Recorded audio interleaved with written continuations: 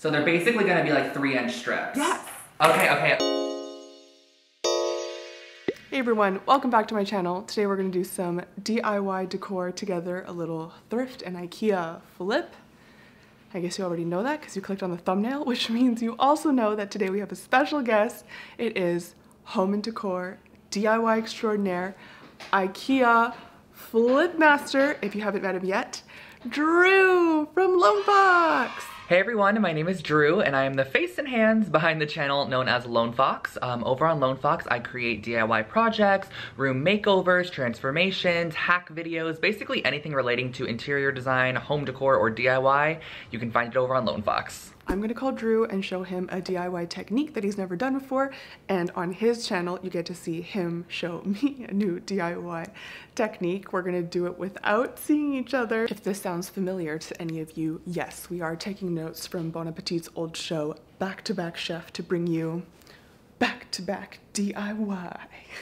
Hi, Drew. Hi, Wendy. How are you? Good, how are you? I'm nervous. I know, I'm nervous too. I'm so scared. I mean, I have the supplies here in front of me, and I think I'll be okay. I feel like you're probably a good teacher, so I think I should be pretty good. I gave you the shopping supplies, but I didn't tell you what the project is. We're gonna be doing a latch hook rug. It's gonna be kind of shaggy, super versatile on how you arrange the whole thing to come together. I've chose this to play to your strengths. So we're gonna be doing something that is IKEA flip, something you're well known for. Oh, we love an IKEA flip. But it's gonna have textiles, which is a bit more of like, I guess, what I usually do. We're not gonna be whipping out the sewing machine though. I was ready to sew a very complex wedding dress, but I guess we'll just do that. Okay, are you ready to start? Yes, let me go pull down my screen so I can't see you. I have this card. I'm going to cover this as well so I can't see Drew. So the first thing we're gonna do is, did you get that stick of yours that's like 1.5 inches yes, wide I have it roughly? right here.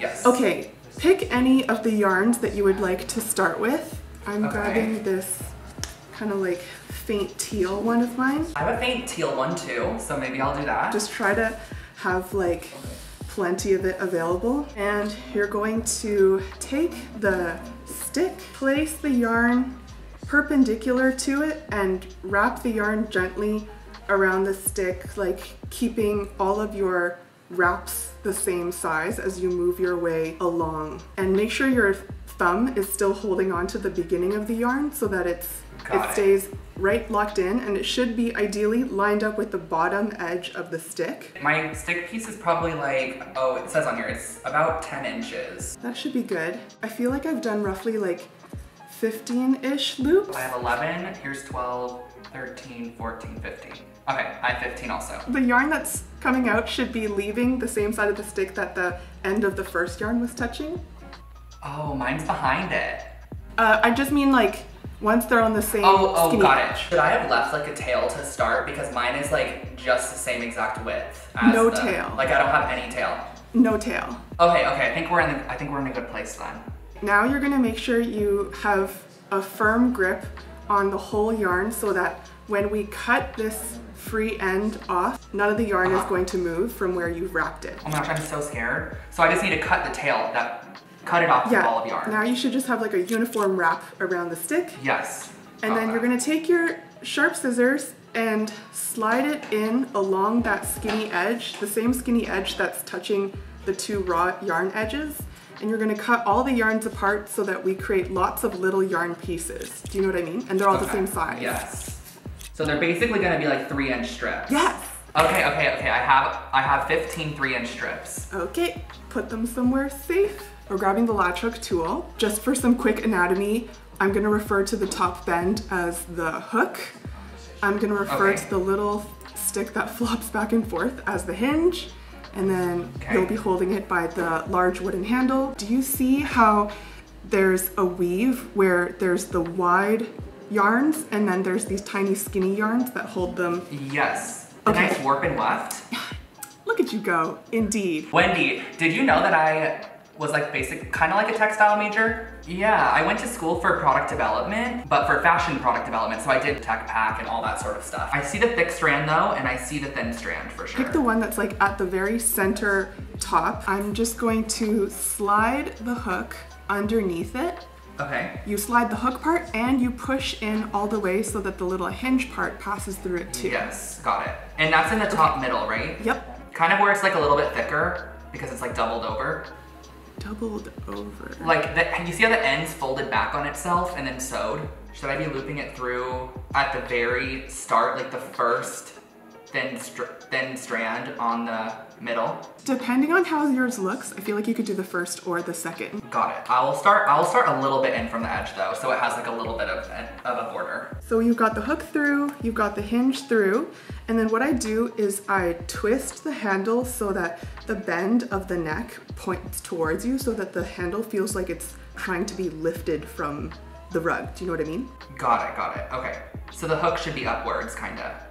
Hook pointing up. Great Yes. other way to say that. Okay, taking your yarn, you're gonna slide it underneath your handle, fold it in half so that the two yarn ends are touching each other.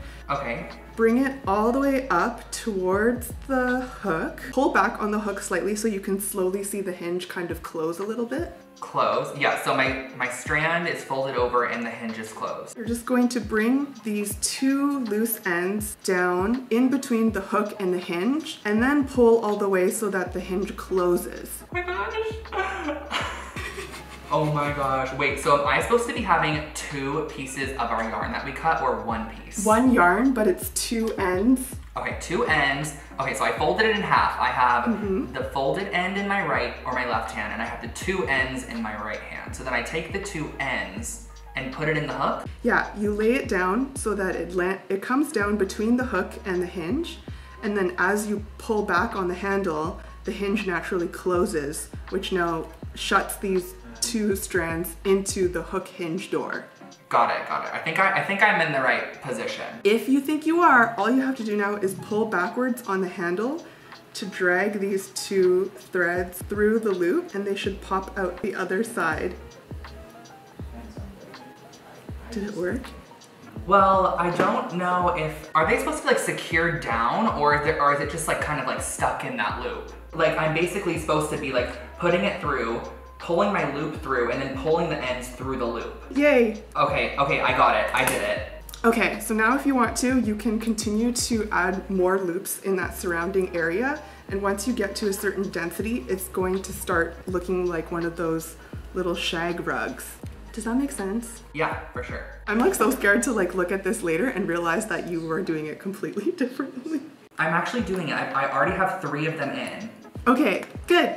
I'm gonna send you some inspo so you can see like some possible designs. The nice thing about this is you can undo it and rearrange it if you decide you want to go for like a different design. Just gonna show on my side, we did like a full thing over here. This took a lot of work. Me trying to do like a more abstract design, you can also do like grids and diamonds and waves. I can just imagine this taking like a while to really fill in.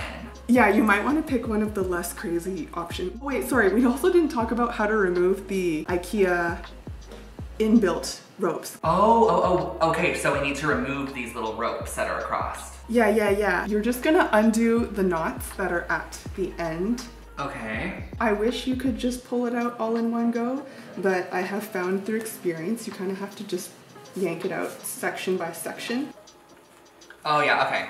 Unless any of these fit your design scheme, like I personally plan on pulling all of them out. Okay, so I pulled out the whole teal rope. It's completely gone. Can I show you one last thing? Yes. Pick another yarn that either is like your skinniest yarn or is a yarn that frays very like voluptuously. Okay, I think this one should. Cut it so that it's like 10 inches long, should be good enough. Okay, so I have my 10-inch section. Decide where on your rug you would like to insert a horizontal line design. You insert the latch hook tool and shove all of the free ends into it so that the latch hook tool is basically just helping you get them all to pass through a loop. Yeah. Okay, got it. Use the latch hook, put it under the next strand over. We're just pulling the same strand through, like solo, through basically those thin strands, so in a line, kind of. Yeah. But you basically just do one at a time, and then you just go across. Yeah, and then this helps you create little line, but I feel like the cute part is that you keep the shaggy fringe. Yeah, it'll have like a nice fringy beginning and end. Oh my gosh, Wendy, this is gonna take 800 hours. No. Just pick one that's like a simple design so that you can just like concentrate all the action in one area. Oh, okay. I wasn't sure if I needed to fill in this entire rug. No, I mean, obviously you could, but... Okay, I need exactly 1 month. I'll be back in a month. Okay, I have almost the entire horizontal strip in there.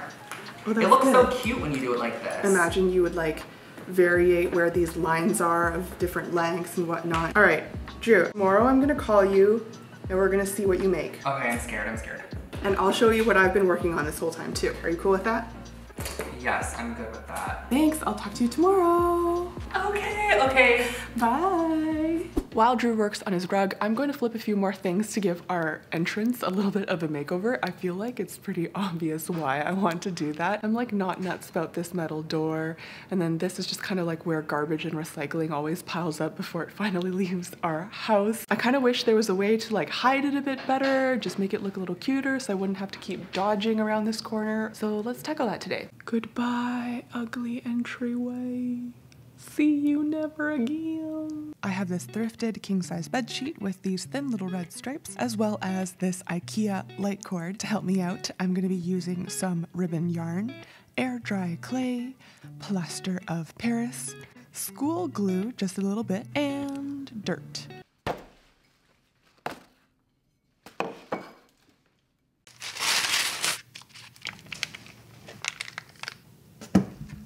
To get a head start on the project that does need to dry overnight, I rolled out my air dry clay into a single sheet with free-form torn edges, and then I placed that on top of a large mixing bowl. You can use some water to smooth out the bumps and the cracks, but most importantly, I used my lamp cord as a guide to cut out a hole at the bottom of the bowl. It is good to expand the hole ever so slightly so it's sure to fit in the finished product, but just make sure it stays smaller than this removable disc because that is going to help secure it in place. Looking back, it might have been easier to use the inside of the bowl since I think the air dry clay seems to contract. As it dries, you can see that it is a little bit beat up from Dan and I trying all sorts of methods to get it off the bowl safely. The mixing bowl is intact. She did survive. If you want it to have a more raw, earthen texture, mix 4 tablespoons of plaster of Paris with 2 tablespoons of water, give a hearty squirt of school glue, and then add a ½ tablespoon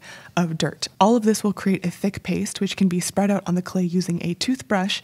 This was my original inspo image, and so we used a thick comb to actually create our wavy texture, and I feel like it worked out really well. If you're going to do this, don't mix too much plaster of Paris at once because it does start to harden as soon as it's mixed, so just go section by section. Once it is dry, a light sanding with a relatively fine grit will reveal the dirt and smooth out any of the rough spots. It kind of creates this nice aged look, but also a bit cookies and cream. Next up is the king-size bedsheet. I spread this out on the floor and I tried a couple of shapes to see what I liked. After I arched it out, I felt way better. My ribbon is a dyed chiffon and there is a slight ombre texture that I thought would look nice. I purposefully only pinned the arched part so that the rest of the ribbon could hang naturally from gravity. It is time to put it all together. My arched mirror is a DIY from a video earlier this year, and with all these elements together, I was hoping for an artsy, calm desert vibe. Hopefully you see that too. So I hung the lamp and I used a tension rod for the curtain. I've been putting off doing this, but I feel like it needs to be repotted to get out of this planter and fully into this one. I'm kind of nervous. These are very spiky, way spikier than they appear. This plant is key, I think, to the desert look. Here's how our entrance looked before, and here is how it looks after. The curtain makes it super easy to hide the door and any clutter out of sight, and it also makes this corner look so much cuter for when I use the mirror. I'm really happy with how the lampshade turned out. I kind of want to make an even bigger one in the future.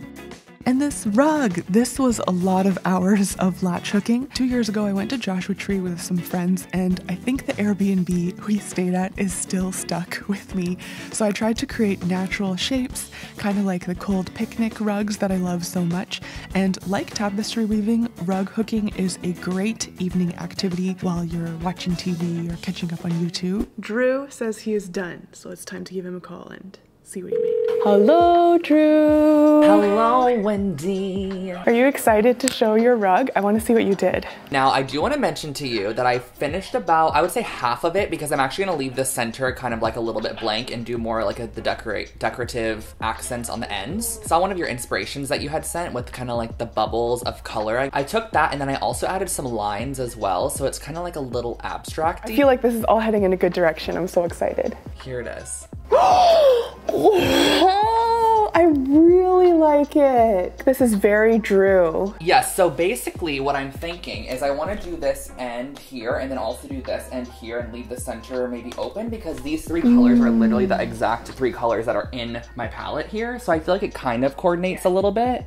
And then I did some circles, and then all the blue circles are like empty, so I didn't fill those blue ones in, and then all of the orange and yellow and gray ones are full. And then I did a couple of strips across here of just the dark black one, which I think adds a little bit of interest to it. This is gonna be so fun. It's like the middle is where you walk and the two sides are like the passing flower fields. Exactly, 100%.